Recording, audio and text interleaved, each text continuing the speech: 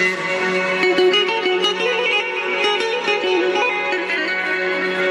Kız ata evinde konak kimidir? Geç tez uçacaqdır öz yuvasına.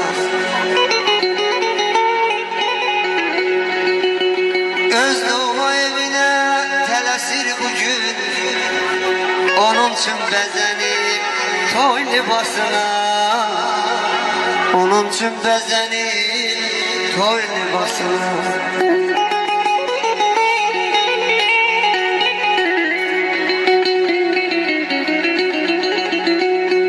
Ataya anaya bir yaxın gəlir,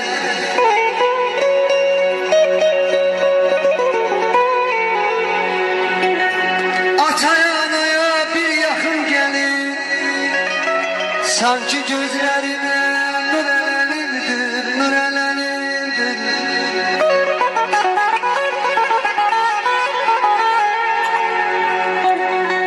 Vazdalı havası kövrəldir yaman,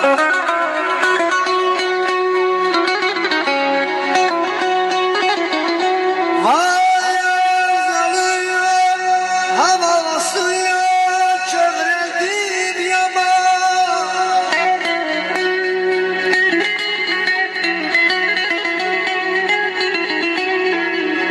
Sevinçten damlanan cilelerimdir, cilelerimdir.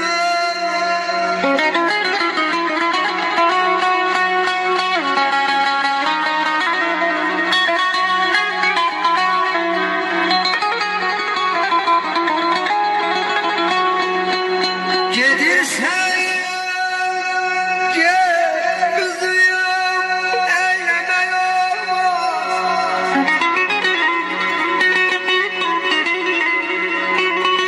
Kolasız toyunda süz yavaş yavaş.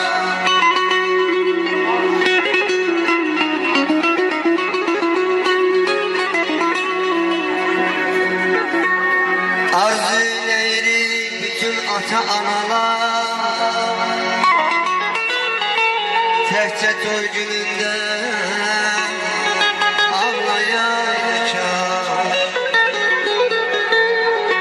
Ne deyim, talih gəldişidir bu, elə söz deyir ki qoy gərək olsun. Özün xoşbəxt eylə Səbinə xanımı, Allah'ımız deyək ki mübarək olsun. Demişdim bir aya gəlləm, bir il oldu sen gəlmədin. Göz yaşımdan namə yandım, mənim halımı bilmədin, mənim halımı bilmədin.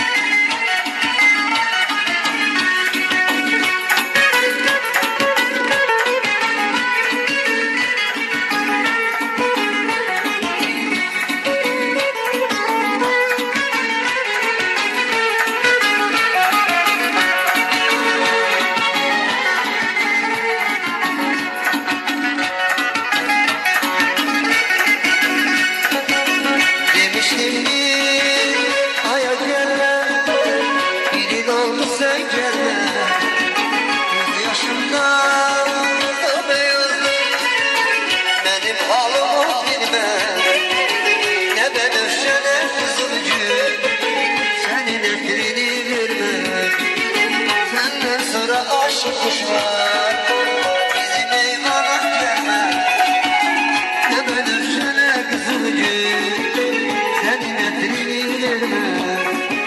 Senden sonra aşık kuşlar bizim eyvana gelmez.